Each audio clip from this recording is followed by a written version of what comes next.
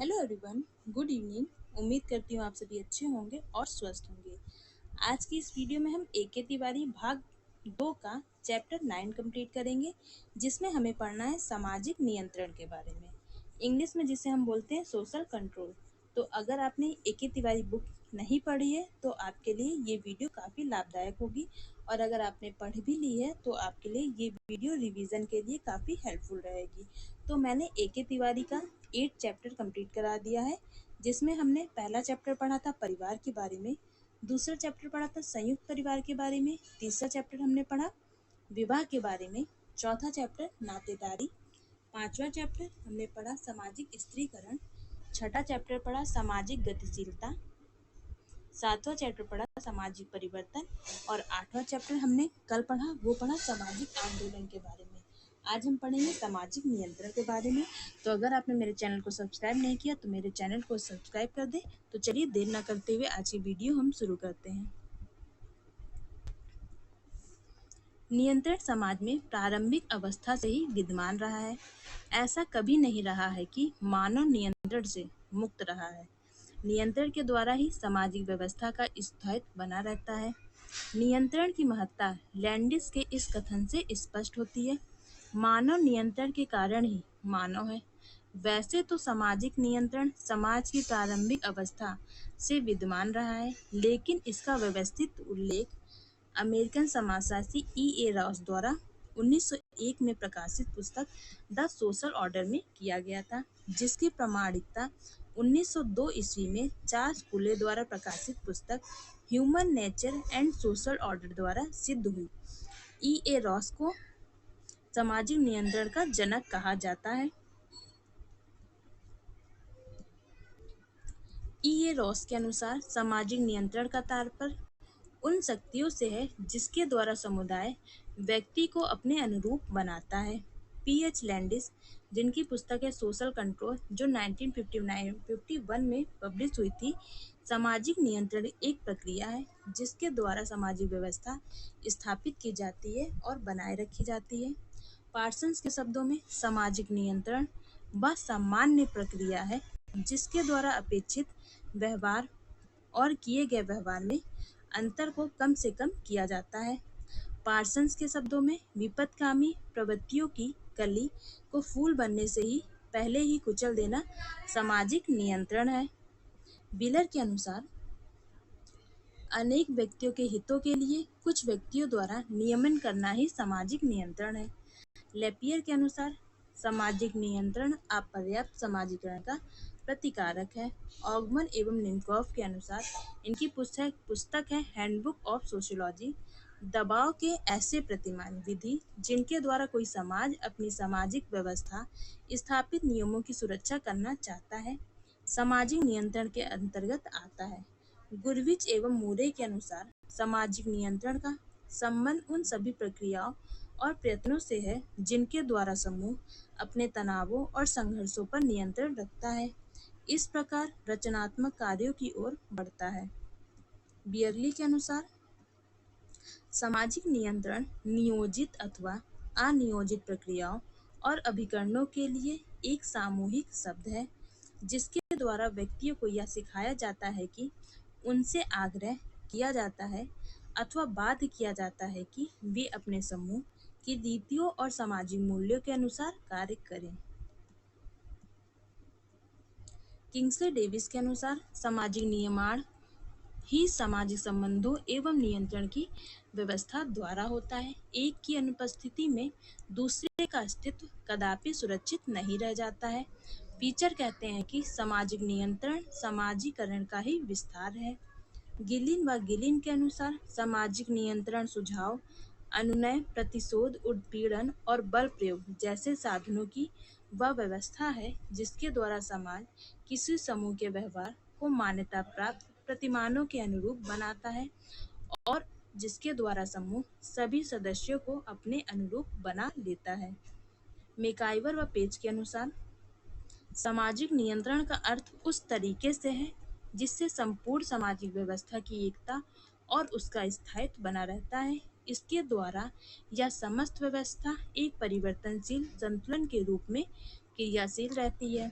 अतः स्पष्ट है कि सामाजिक नियंत्रण द्वारा सामाजिक एकता व व्यवस्था को बनाए रखने के लिए लोगों के व्यवहार का नियमन किया जाता है।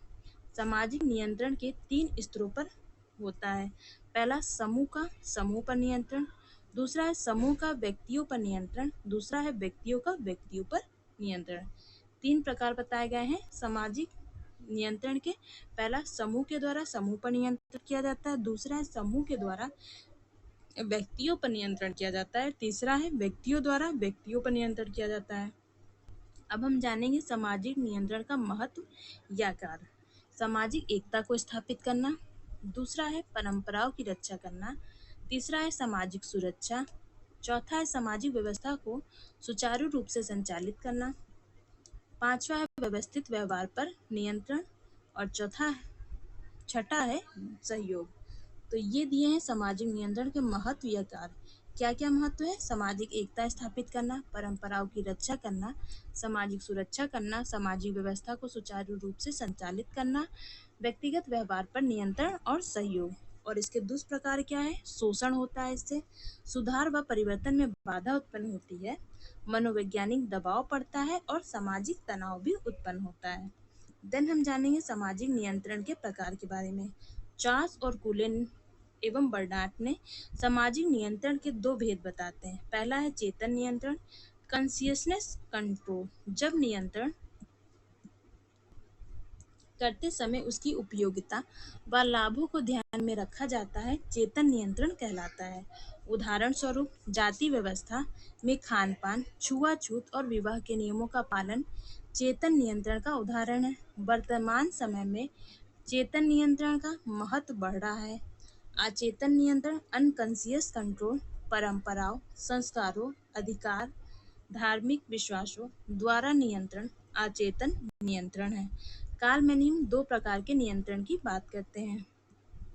पहला है प्रत्यक्ष नियंत्रण, जिसे डायरेक्ट कंट्रोल कहा जाता है। यह नियंत्रण व्यक्ति के निकटस्थ लोगों द्वारा लागू किया जाता है, जैसे माता पिता, मित्रों, गुरुजनों और पड़ोसियों द्वारा किया जाने वाला नियंत्रण। इसका प्रभाव गहरा व स्थायी होता है। अप्रत्यक्ष नियंत्रण इनडायरेक्ट कंट्रोल किसे कहते हैं? सामाजिक व भौतिक, पर्यावरण या विभिन्न समूहों व संस्थाओं द्वारा किया जाने वाला नियंत्रण है।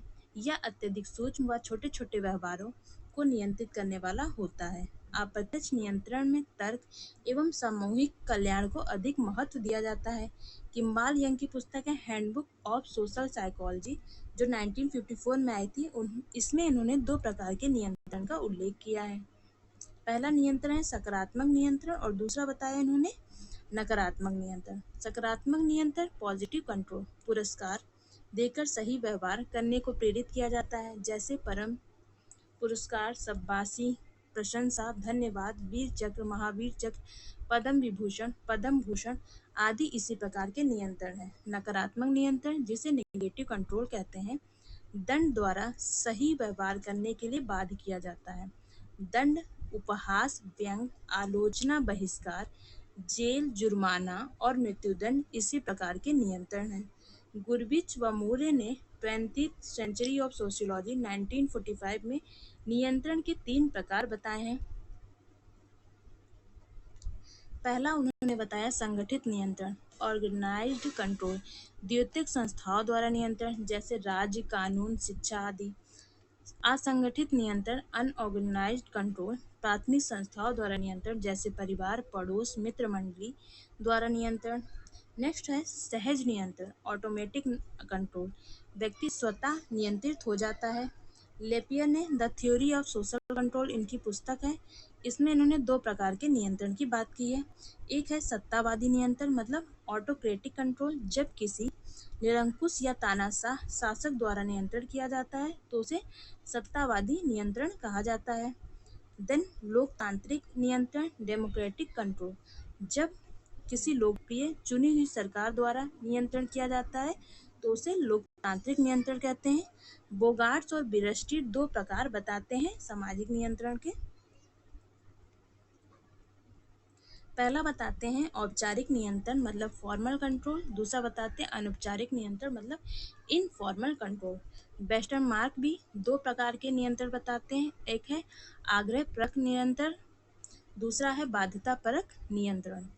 गिनीज ने नियंत्रण के दो भेदों का उल्लेख किया है। पहला है पुरस्कार अभिमुख नियंत्रण, दूसरा है दंड अभिमुख नियंत्रण।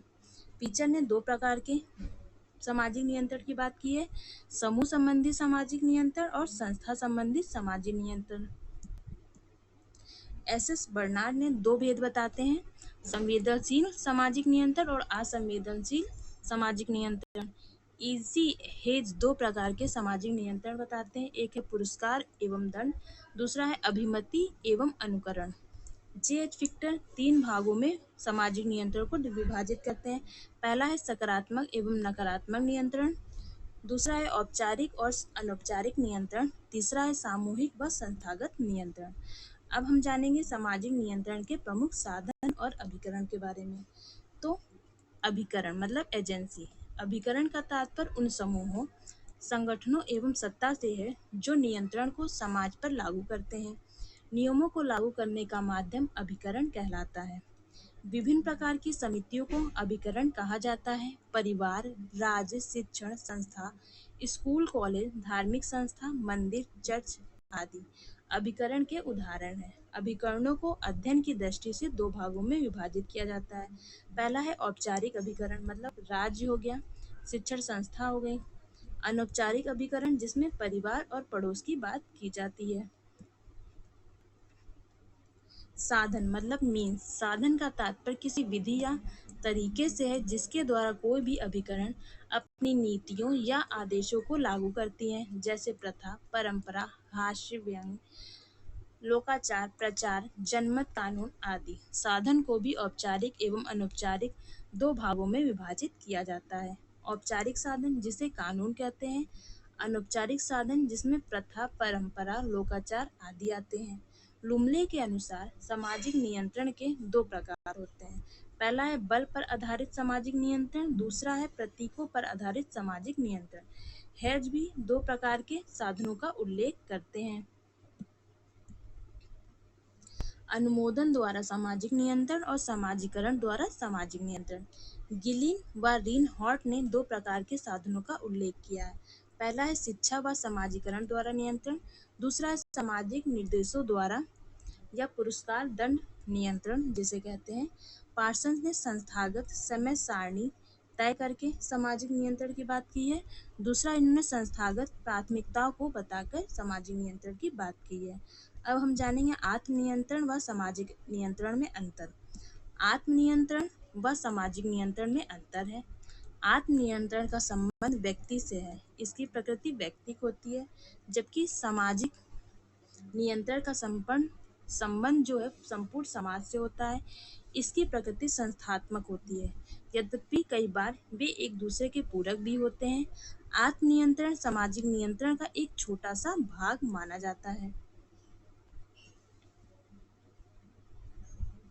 सत्तावादी व्यक्तित्व किसे कहते हैं? ये ऑथोरिटेरियन पर्सनालिटी एडोर्नो की अवधारणा है। एडोर्नो द्वारा सत्तावादी व्यक्तित्व ऑथोरिटेरियन पर्सनालिटी की बात 1950 में की गई थी। ये इनकी एक बुक है।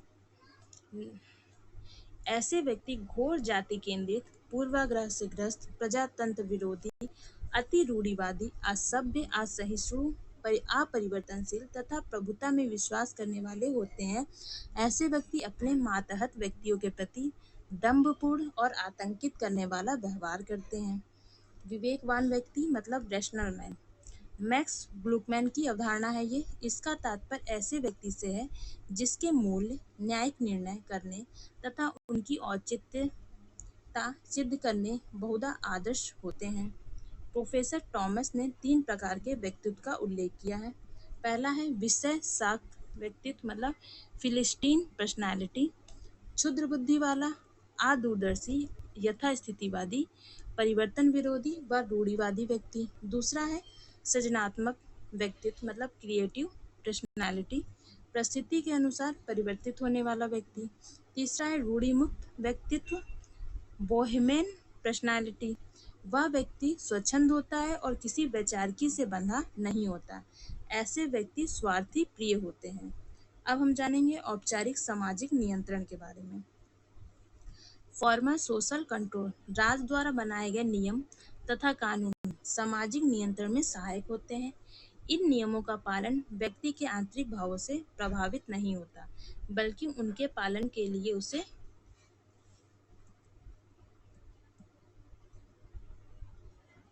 बाध्य करना पड़ता है। इसके लिए दंड की व्यवस्था की जाती है। औपचारिक साधन, कानून, प्रचार, संविधान, शिक्षा, औपचारिक अभिकरण, राज्य, नेतृत्व, सरकार, स्कूल, कॉलेज आदि। औपचारिक नियंत्रण की तकनीकी प्रविधियां, चेतावनी, जुर्माना, कारावास, गुप्तचर व्यवस्था, पुरस्कार एवं दंड। अनौपचारिक सामाजिक नियंत्रण मतलब इनफॉर्मल सोशल कंट्रोल।